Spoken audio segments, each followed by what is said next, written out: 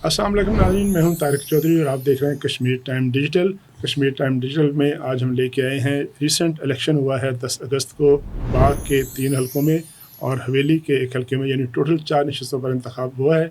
और अब इंतखाब के अगले दिन हम जो एनालिसिस लेके आए हैं आपके पास मुख्तलिफ हलकों के, आज उस वाले से सबसे पहले हम बात करेंगे LA-14 बाग गरबी, जहाँ से फॉर्मर प्राइम मिनिस्टर सरदार अतीक ख़ान, उनके मुकाबले में पाकिस्तान पीपल्स पार्टी के मुबशर एजाज और इसके अलावा मुस्लिम लीग नून के भी फैसल आज़ाद थे, वो इलेक्शन लड़ रहे थे। लेकिन सबसे अहम मुकाबला उनके साथ था आज़ाद उम्मीदवार साजिद अब्बासी साहब का, जो कि आखिरी तज्ज़िये में बड़े भारी मार्जिन से जीत चुके हैं।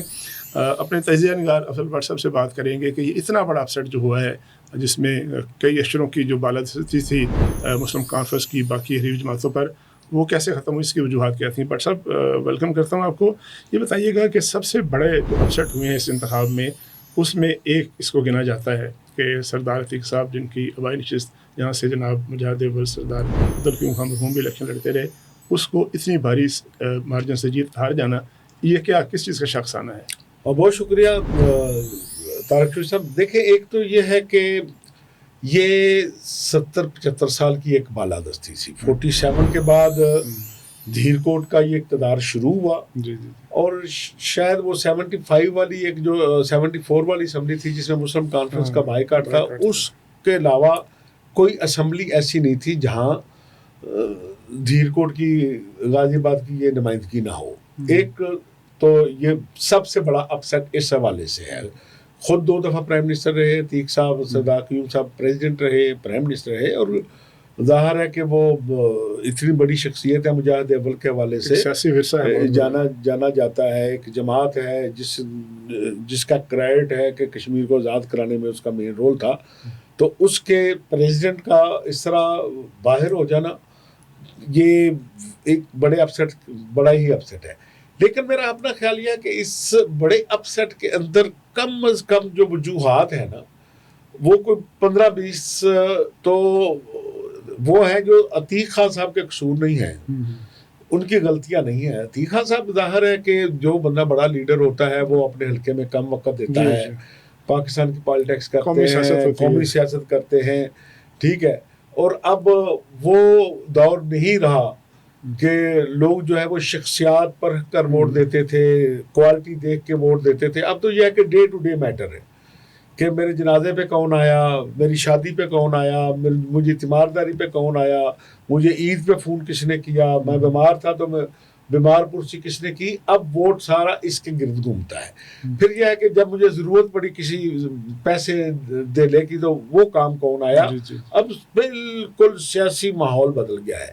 लेकिन मैं समझता हूँ कि इस सरदार अतीक खान साहब की शिकस्त के असबाब में जो 3-4 बड़ी चीज़ें हैं, वो एक तो ये कि ज़ाहिर है जब से पार्लिमानी सिस्टम आया, सरदार अतीक साहब और सरदार कयूम साहब के खिलाफ एक दड़ा तो मौजूद था जो मुसलसल धीरकोट में मौजूद था। और उनके खिलाफ एक प्रोपेगेंडा मशीनरी जो थी वो पूरी दुनिया में थी। मसलन जो नेशनलिस्ट थे उन्होंने टका के अतीक खान साहब की वाट लगाई हुई थी। इवन देन वो लोग जिन्होंने बायकाट की अपील की हुई थी, एक्शन कमेटी के हवाले से बात कर रहा हूँ, जो उनके सोशल मीडिया एक्टिविस्ट हैं, वो भी बार बार अतीक खान पर अटैक कर रहे थे कि किसी तरह से अतीक खान जो है वो रिंग से बाहर हो जाए। फिर मैं ये समझता हूँ कि जो एक बात बार बार चल रही थी ना कि अतीक खान को कोई बड़ा ओहदा मिलेगा, कि ये सदर हो सकते हैं, ये भी एक तो मेरा अपना ख्याल ये है कि वफाकी हुकूमत के वो लोग जिन्होंने अपना को सदारत का उम्मीदवार तलाश किया होगा और आज़ाद कश्मीर में मुस्लिम लीग नून की वो क़यादत जो ये समझती होगी कि अतीक खान के आने की सूरत में एक बड़ी नशिस्त जो है वो मुस्लिम लीग से निकल कर दूसरी जगह जा सकती है, मेरा ख्याल है कि उन सब लोगों ने भी हिस्सा डाला। अगर आप देखें तो पीपल्स पार्टी के राजा मुबशर एजाज और राजा फैसल आज़ाद ने बहुत कम वोट लिए। इट मीन्स राजपूत बेल्ट अगर हमेशा से इस खानदान के खिलाफ वोट देता रहा तो अब उन्होंने अपने राजपूत कैंडिडेटों को वोट नहीं दिया, अब उन्होंने साजिद अब्बासी साहब को वोट किया। और साजिद अब्बासी साहब ने जो कमाल किया کہ 4-5 یونین کونسل کو ٹارگٹ کر کے وہاں اپنی جیب سے ترقیاتی اسکیمیں بنائیں، وہ علاقے جہاں سڑک نہیں جاتی تھی وہاں سڑکیں بنا دی، جہاں پانی نہیں تھا وہاں ٹینکیاں پہنچا دی. ٹھیک ہے، یہ کام بھی انہوں نے کیا. اچھا جی، میں پوچھنا چاہ رہا تھا آپ سے کہ ایک طرف نظریاتی سیاست تھی، دوسری طرف بھلے یہ ویلفیئر کی سیاست ہو، لیکن ظاہر ہے ایک غیر سیاسی شخصیت جب آتی ہے اور وہ پیسہ خرچ کرتی ہے بے تحاشا، اور پیسہ خرچ کر کے وہ جیت جاتی ہے، تو اس کا مطلب ہے کہ صرف مسلم کانفرنس نہیں بلکہ پیپلز پارٹی اور نون لیگ، جو ساری جماعتیں ہیں جن کا کوئی نہ کوئی نظریہ ہے، اس سب کو شکست ہوئی ہے صرف ایک بندے سے جو کہ غیر سیاسی ہے لیکن اس نے ویلفیئر کا کام کیا ہے. دیکھیں صرف ادھر تو نہیں ہوا نا، مظفر آباد میں بھی ہوا ہے، اور اس سے پہلے سردار تنویر الیاس صاحب جو ہے وہ یہ کام کر چکے ہیں. میں ہوا یہ کام، تو اس لیے یہ کام تو اب شروع ہے، اور میرا خیال ہے کہ ووٹر بھی اب سمجھتا ہے کہ اگر اراکین اسمبلی وہ انویسٹ کرتے ہیں کہ ہم اسمبلی میں پہنچیں، وزارت پہ جائیں اور کمائی کر کے واپس آئے، تو پھر ووٹر نے بھی اپنا نظریہ تبدیل کر کے اس سطح کی پالیٹکس شروع کر دی ہوئی ہے. تو اس لیے میں یہ سمجھتا ہوں کہ ایک تو یہ جو مرحلہ تھا کہ مسلم لیگ نون، پاکستان پیپلز پارٹی، انہوں نے بھی اندر کھاتے مار دیے عتیق صاحب کو، اپنا ووٹ جو ہے وہ ادھر پول کرایا. اس کے علاوہ جو 47 سے لے کر آج تک کشمیر بنے گا پاکستان، کشمیر بنے گا خود مختار کے نعرے کی ایک ڈویژن تو تھی کشمیر کے اندر، اور کشمیر بنے گا پاکستان کے نعرے کے بانی جو ہے وہ ظاہر مجاہد اول تھے، اور کشمیر بنے کا خود مختار لبریشن فرنٹ تھی.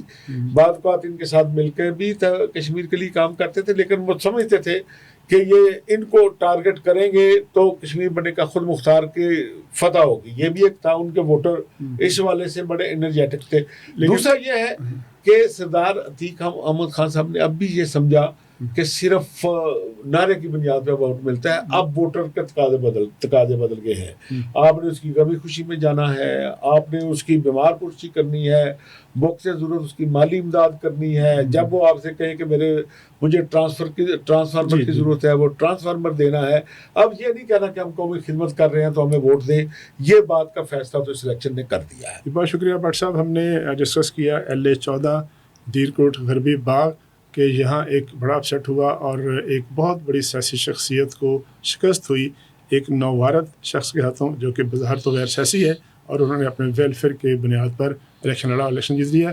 اب وہ غیر سیاسی شخصیت جو ہے وہ کیا غیر سیاسی رہتی ہے، آزاد رہتی ہے، یا کسی جماعت میں شامل ہوتی ہے، اس کا فیصلہ آنے والے چند دنوں میں ہو جائے گا. اپنے میزبان طارق چودھری کو اجازت دیجیے. اللہ حافظ.